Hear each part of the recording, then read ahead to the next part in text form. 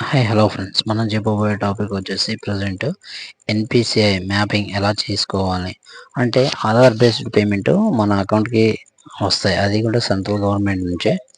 అయితే ఇప్పుడు 100 days work అయినా సంథింగ్ అండ్ పిఎం కిసాన్ అయినా ఆ డబ్బులు ఆధార్ మ్యాపింగ్ ఏ బ్యాంక్ ఉంటుందో ఆ బ్యాంక్లోనే అమౌంట్ అనేది జమ అవ్వడం జరుగుతుంది. అయితే ఎన్పిసిఐ ఎలా చేసుకోవాలి ఏంటనే ప్రాసెస్ మనం చూడండి. అది కూడా ఒక్క రోజులోనే ఎన్పిసిఐ మ్యాపింగ్ చేసుకోవచ్చు. అప్డేట్ కూడా ఒక్క రోజులో అయిపోతుంది. ఎన్పిసిఐ అని కొట్టిన తర్వాత ఇట్లా వెబ్సైట్ వస్తుంది, దీన్ని క్లిక్ చేయండి. దీన్ని క్లిక్ చేసిన తర్వాత కిందికి స్క్రోల్ చేయండి కొంచెం. ఇక్కడ కన్స్యూమర్ అని ఉంది కదా, దాని మీద క్లిక్ చేయండి. దాని మీద క్లిక్ చేసిన తర్వాత కింద భారత్ ఆధార్ సీడింగ్ ఎనేబుల్ అని ఉంది కదా, దాని మీద క్లిక్ చేయండి.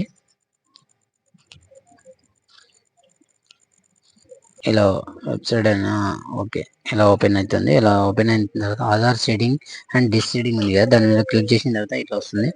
ఇక్కడ ఆధార్ నెంబర్ అనేది కొట్టండి, ఎంటర్ చేయండి. మీది ఆధార్ నెంబర్ ఎంటర్ చేసిన తర్వాత కొంచెం కింది స్క్రోల్ చేయండి. ఇక్కడ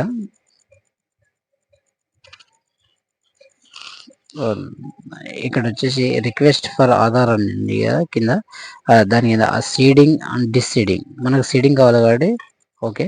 నెక్స్ట్ బ్యాంకు, ఏ బ్యాంకు మనకు కావాల్సింది చేసుకుంటున్నాం. నాదైతే ఎగ్జాంపుల్ నాది చూపిస్తున్నాను. నాది యాక్చువల్లీ హెచ్డిఎఫ్సి ఉండే, ఇప్పుడు స్టేట్ బ్యాంక్కి మారుస్తున్నాను నేను.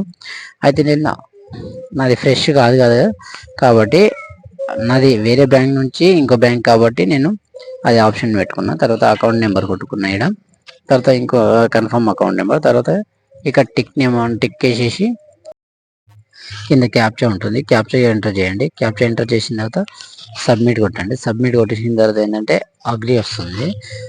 ఒకసారి అగ్రీ చేసిన తర్వాత మీకు అనేది సక్సెస్ఫుల్ అయినట్టు మీకు ఒక మెసేజ్ వస్తుంది.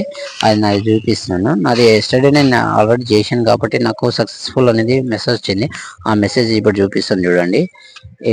ఇగో నాకు ఆల్రెడీ సక్సెస్ఫుల్ అని వచ్చింది.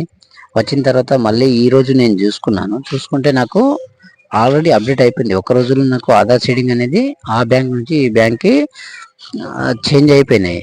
చేంజ్ అయ్యి అప్డేట్ అయ్యి నాకు నేను చూసుకున్నాక ఆధార్ సీడింగ్ అయిందా లేదా అని చూస్తే అప్డేట్ అయిపోయింది. చూడండి ఈ విధంగా స్టేట్ బ్యాంక్, నాకు ఇది వరకు హెచ్డిఎఫ్సి ఉండే, ఇప్పుడు స్టేట్ బ్యాంక్ అని చూపిస్తుంది. ఈ విధంగా మనం ఒక్క రోజుల్లో మనం ఆధార్ ఎన్పిసిఐ అనేది చేసుకోవచ్చు. Thank you friends.